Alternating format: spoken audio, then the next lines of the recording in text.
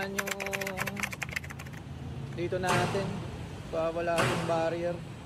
Makikita sa video na ito ang hindi na makontrol na paggalaw ng NLEX toll barrier sa Santa Rita exit. Yan ay matapos nitong matamaan ang sasakyang minamaneho ni Jeffrey Portillo bandang alas 4 ng hapon nitong June 21. Kwento ni Jeffrey, sa cash lane siya napapila sa toll kahit may RFID siya. Maayos naman daw lahat ng nauna sa kanya na kumuha ng ticket para sa cash transaction, pero nang siya na ang lalabas sa gate. Nung pagkakita ko sa screen na na-read na siya, so syempre automatic mag-go na ako. Ayun, bigla na lang bumaba yung, parang naglaro yung barrier ng up and down, gano'n.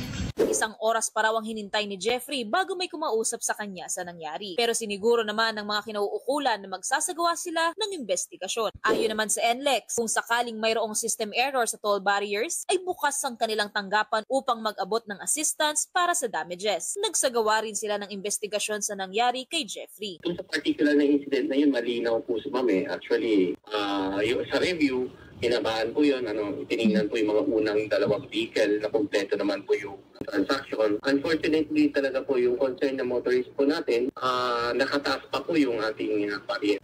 Nag-proceed na po. Kaya yung sequence na bababa na po yung barrier, nandun na po siya sa gitna kaya tinamaan po siya. So yung dalawang RFID sticker, wala naman pong concern ma'am sa ganun. Wala po tayong system error or system malfunction. Wala po. Tailgating daw ang madalas na dahilan sa mga ganitong klaseng issue. Kaya panawagan ng highway management, ay antayin po nilang matapos yung transaction, makababa po yung barrier bago po sila pumasok. Kasi yun po yung talagang hindi naantay po yung barrier na bumaba bago dire-diretsong papasok, ay tatamaan po talaga yung pulmaban at nandun na siya sa gitna.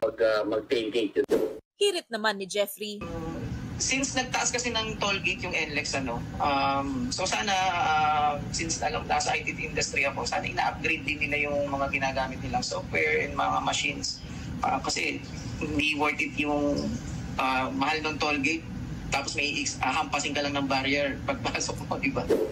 Paalala po mga kapatid, laging isipin na mayroong pamilyang naghihintay sa ating pag-uwi, kaya dapat laging maging maingat at mapagpasensya sa ating mga biyahe. Mobile Journal, Mary Mon Reyes po, hatid ang muka ng balita.